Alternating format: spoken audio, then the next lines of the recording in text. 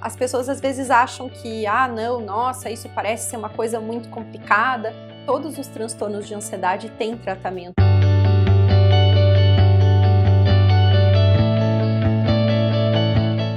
Então vamos falar agora sobre os principais tipos de transtorno de ansiedade. Eu vou trazer aqui para vocês os principais que acontecem em adultos, né, os mais frequentes. Se você está vendo só essa parte do conteúdo e você quer saber um pouquinho mais sobre a diferença entre ansiedade e transtorno de ansiedade, eu já vou deixar linkado aqui para você na descrição do vídeo para você complementar a informação com isso, tá? Que é bem interessante a gente saber essa diferença.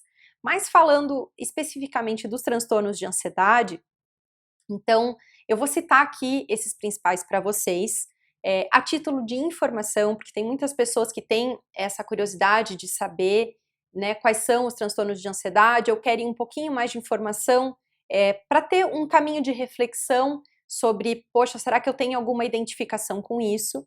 Mas quando eu falo de sintoma, de transtorno de ansiedade, eu sempre faço questão de frisar que se você suspeita que você tem, né, um desequilíbrio de ansiedade, se você suspeita que você tem um transtorno de ansiedade, o único caminho, né, o mais importante é você ter um diagnóstico, e para você ter esse diagnóstico é profissional da saúde habilitado para isso. Então, médico psiquiatra ou psicólogo, tá? Para diagnóstico de transtornos de ansiedade. Muito importante, gente. Saúde é uma coisa seríssima, é o seu bem maior, então trate com essa seriedade, tá? Eu recebo muitos contatos de pessoas que querem um apoio para essa questão da ansiedade, né? Ou nos próprios conteúdos nas redes sociais, ou então nos meus atendimentos, que vem com interesse em atendimento. E as pessoas, às vezes, elas dizem que têm transtorno de ansiedade, eu pergunto se teve algum diagnóstico e elas dizem que não, que nunca foram no médico. Então eu sempre faço questão de frisar, inclusive para essas pessoas que me procuram, né, essa importância da gente ter realmente um diagnóstico, da gente não achar que a gente tem, da gente ficar, né, porque enquanto a gente também não tem essa informação, a gente tem que tratar, né, a gente tem que levar isso a sério, e se você tem algum desconforto, de certa maneira, com a ansiedade, ou você já tem isso de uma maneira mais intensa, só você sabe o quanto isso limita a sua vida. Então, trate com os profissionais adequados e capacitados e o mais rápido possível, tá? Eu faço sempre questão de frisar isso para quando eu tô nesses conteúdos assim com informação sobre sintomas, sobre níveis de ansiedade, sobre transtorno. Então, vamos lá.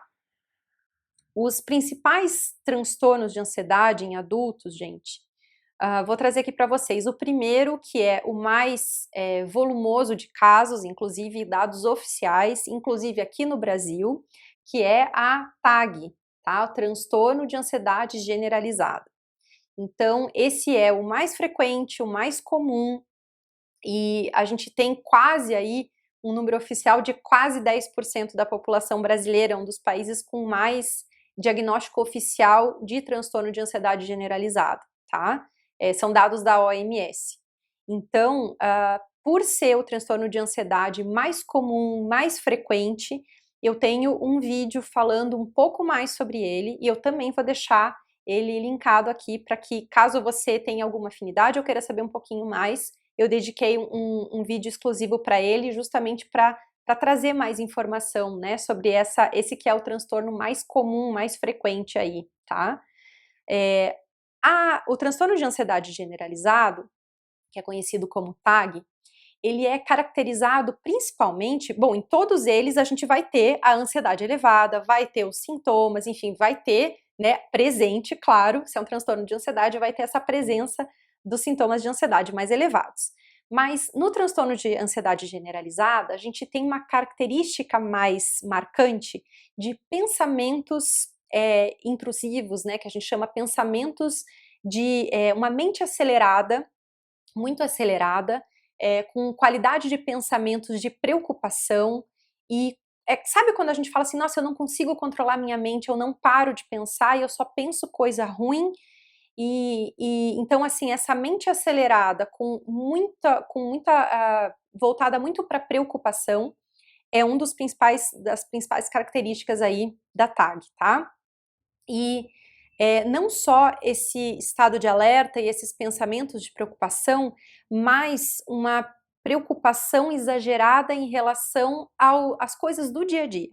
Então, é muito limitadora, né? Passa a ser muito limitante o transtorno de ansiedade generalizada, porque assim, trabalhar, dormir, comer, se relacionar, ver os amigos, ver a família, às vezes tomar um remédio, fazer um exame, tudo fica um problema, tudo gera um estado de alerta, uma preocupação. Então, é uma preocupação muito maior do que o que seria normal com principalmente as pequenas coisas do dia a dia, tá?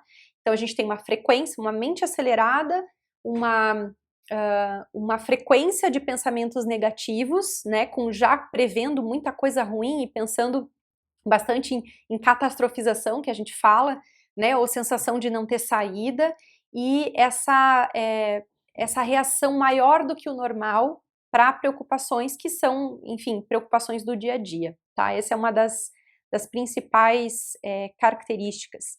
E normalmente a gente começa a ter então essa limitação, começa a limitar a pessoa para trabalhar, para dormir, para se alimentar, para ter vida social, isso começa a tirar ela, né, um pouco do limitar a vida dela.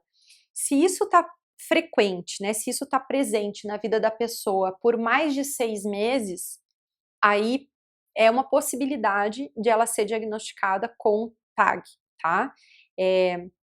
Agora, por exemplo, nesse nosso ano aí de 2020, a gente teve uma série de alterações, né, de cenário emocional, enfim, a gente teve todo esse contexto aí que tirou todo mundo da sua zona de conforto, com realmente um cenário com bastante risco, preocupação de todas as ordens, né, da saúde até o financeiro. Então, a gente já tem aí alguns números de aumento de casos, né, de transtorno, mas essa questão do tempo é legal a gente observar e da pertinência, né? Então, ok, temos situações pertinentes para sentir mais ansiedade, mudou muito as situações, qual é o tempo, né, que eu tô sentindo isso? Há quanto tempo eu tô sentindo um incômodo maior? Então, a gente dá né, tentar ver mais ou menos. Às vezes a pessoa não sabe falar desde quando, então às vezes eu pergunto para ela assim: quando você lembra que você não tinha?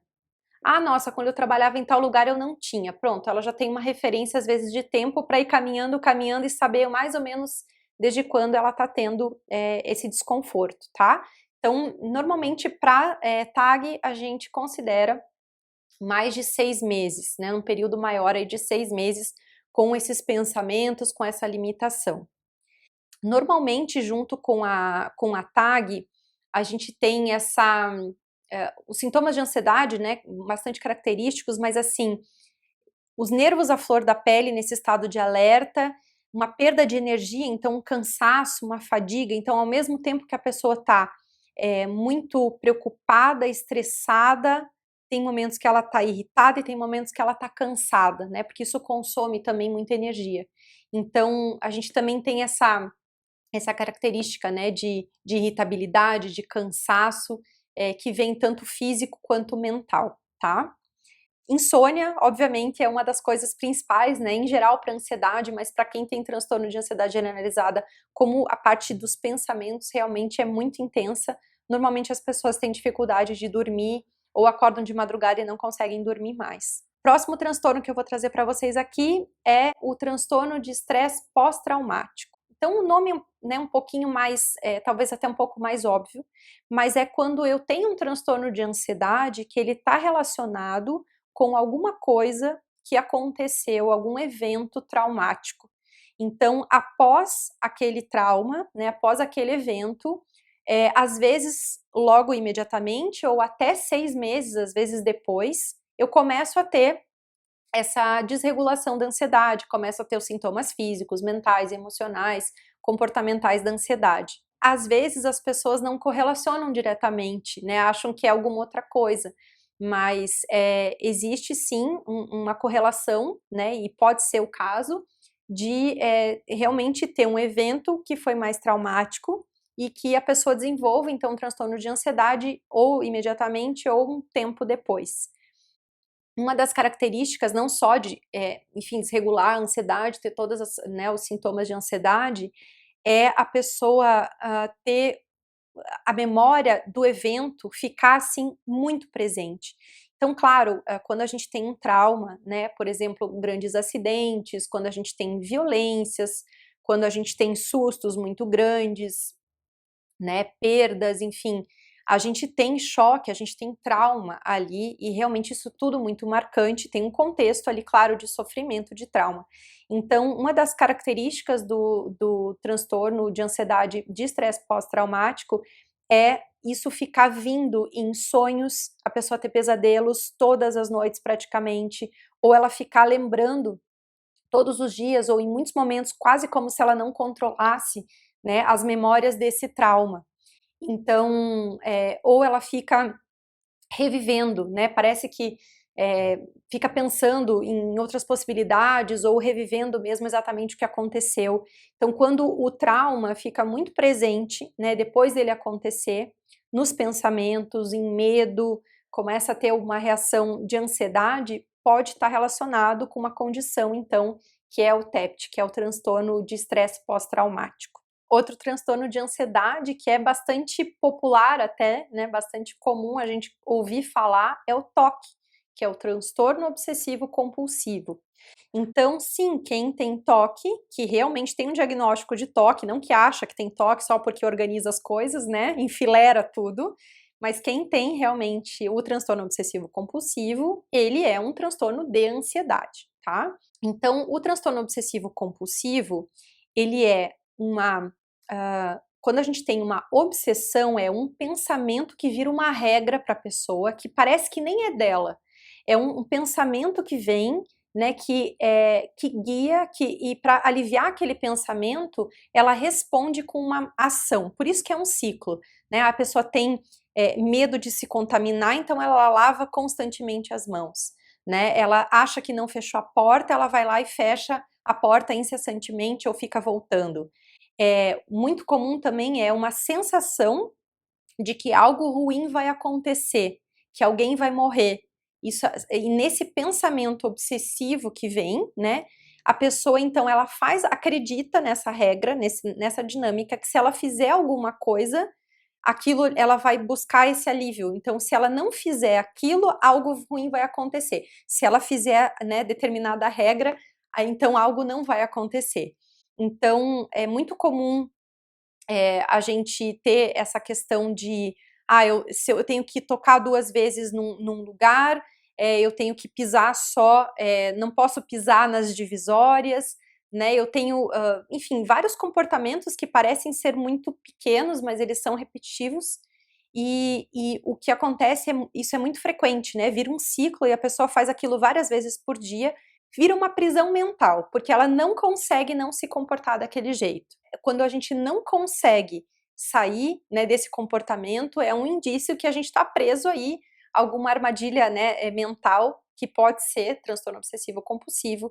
Então essa rigidez, essa regra e esse comportamento realmente com muita frequência, a pessoa começa a ter e às vezes ela faz todos os dias, todas as noites, aquilo começa a ficar muito presente na vida dela. Então esse é o transtorno obsessivo compulsivo, tá? As pessoas às vezes acham que, não, nossa, isso parece ser uma coisa muito complicada. Todos os transtornos de ansiedade têm tratamento, TOC inclusive, tá? Então, transtorno obsessivo compulsivo é bastante comum, inclusive não só em adultos, né? Tem pessoas, às vezes mais jovens, que também têm transtorno obsessivo compulsivo, tá? Vamos agora para o transtorno de pânico, que também é bem comum. Então, o transtorno de ansiedade, que é o transtorno de pânico, ele é muito caracterizado por esses episódios onde a pessoa tem uma crise, né, tem sintomas muito intensos, que a gente, né, de verdadeiro descontrole, que ela tem reações físicas, reações de sensações de perder o controle, de achar que literalmente ela vai morrer, que vai acontecer alguma coisa. E esses episódios de pânico, eles são muito intensos, né? E às vezes a pessoa tem isoladamente, né? E às vezes ela começa a ter esses episódios mais com uma certa frequência. Então, eu costumo dizer assim, a gente tem a nossa ansiedade natural, né, dos momentos do dia a dia, absolutamente pertinente, saudável, faz parte do nosso sistema nervoso. Ela começa às vezes a ficar elevada, desregulada, né? E eventualmente nesse caminhar aí da ansiedade desregulada, ela vai gerar crises de ansiedade. E uma sequência dessas crises de ansiedade mais frequentes, ela entra então num transtorno de pânico, né? Ela começa a ter uma frequência muito grande de crises de pânico. Essas crises, talvez você já conheça alguém que tenha alguém perto, ou você já tenha eventualmente passado. Às vezes a crise dura só alguns minutos, e às vezes dura até uma meia hora, enfim, mas para a pessoa que está sentindo a crise é algo que, né, é um verdadeiro pesadelo. Ela tem a sensação de que ela está há muito tempo ali e uma sensação realmente de descontrole muito grande. Fora todo o desgaste físico e emocional que ela tem ali.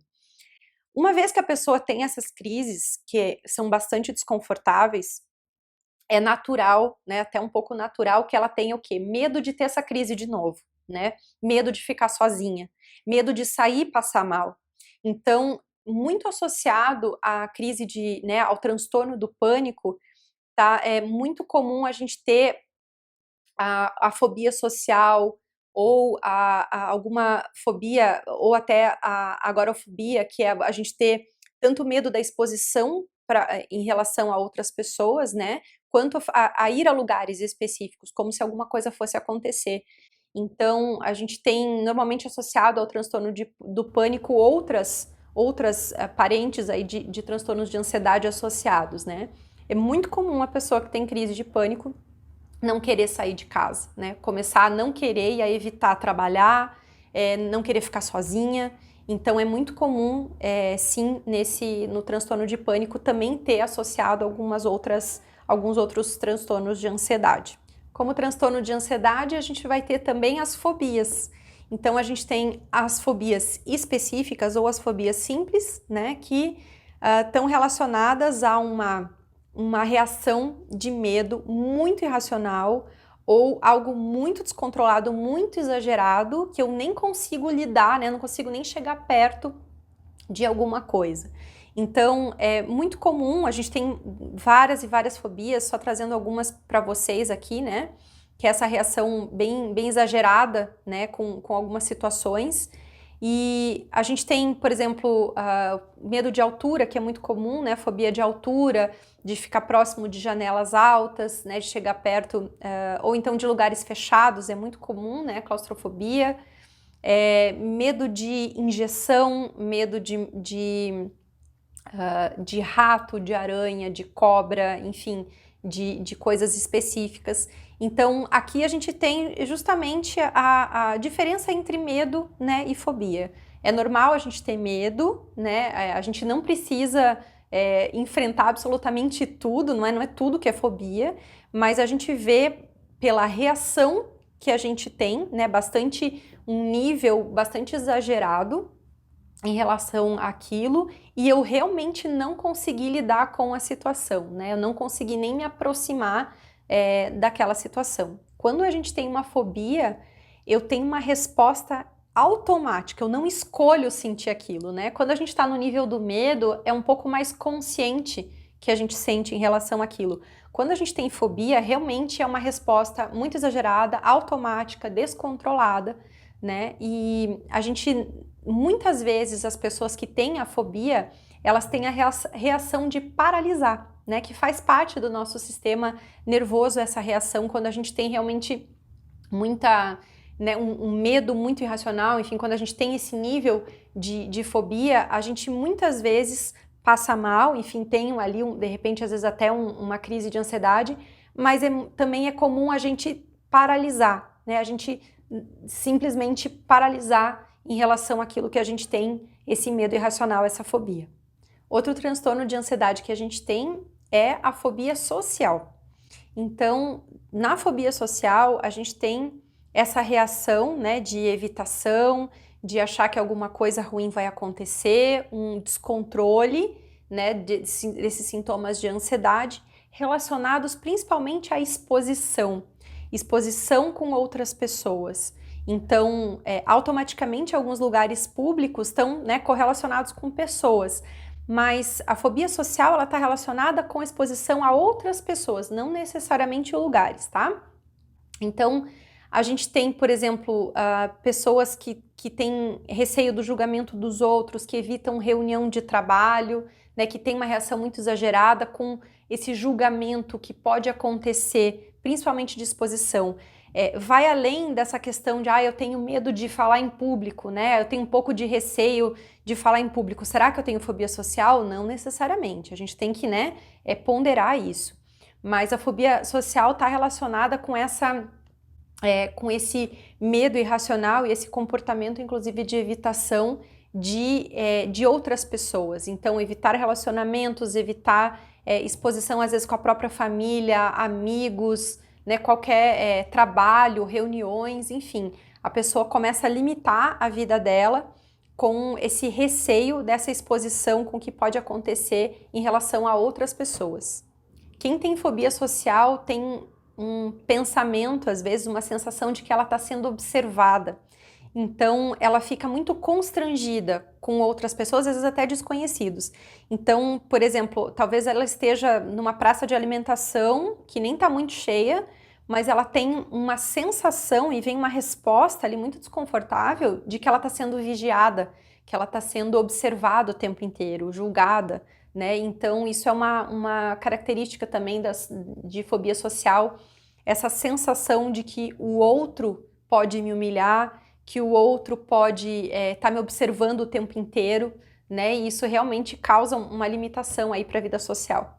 E um outro transtorno de ansiedade chama agorafobia, que ela está relacionada com lugares, né? Com um medo de lugares muito irracional e achar que alguma coisa de muito ruim vai acontecer naquele lugar. E aí automaticamente a pessoa evita ou tem uma reação, uma resposta de ansiedade muito grande relacionada com eles, né? Então, um elevador, um avião, um show, enfim, alguns lugares específicos que a pessoa, inclusive, passa, né? Então, passa a evitar, porque é quase como se ela tivesse certeza que alguma coisa de ruim fosse acontecer com ela, né? Que ela vai ser atacada, que vai acontecer alguma coisa naquele lugar. Então, lugares que para elas são muito inseguros e são lugares do dia a dia, são lugares normais, que para as outras pessoas, né, é um lugar completamente cotidiano, mas ela tem essa resposta a lugares específicos. Então, dentro dos transtornos de ansiedade, a gente tem muitas vezes uma soma, né, de transtornos. Então, é muito comum, por exemplo, quem tem o transtorno do pânico também ter essa sensação de que alguma coisa vai acontecer com outras pessoas em público ou se eu for num determinado lugar. Então, os transtornos de ansiedade, muitas vezes, né, eles se somam e isso causa bastante desconforto também para as pessoas. Esses são, então, os transtornos de ansiedade bastante comuns em adultos e, reforçando mais uma vez, se você tiver qualquer identificação, né, se enxergar nessas situações aí que eu citei, importantíssimo você ter o teu diagnóstico médico, né, com um psiquiatra ou um psicólogo, para você ter essa seriedade com a tua saúde, para iniciar um tratamento o mais breve possível.